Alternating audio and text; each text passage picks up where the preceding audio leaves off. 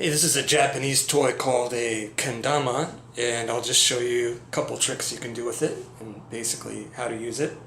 So the basic idea is to get the ball up on one of these ends, and I'll show you a couple ways to do it.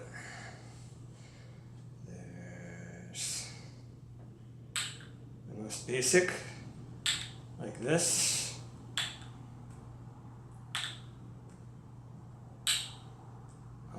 It does take some practice when you first start out. You're going to miss it a lot.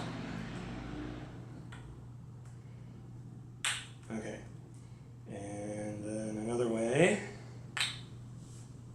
is like this. Oop.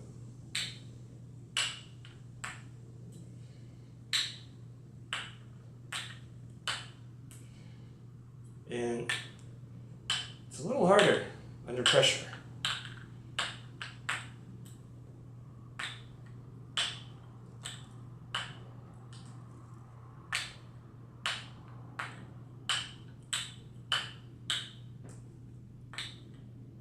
So, okay, you get the idea. That's not my best performance, but you get the idea.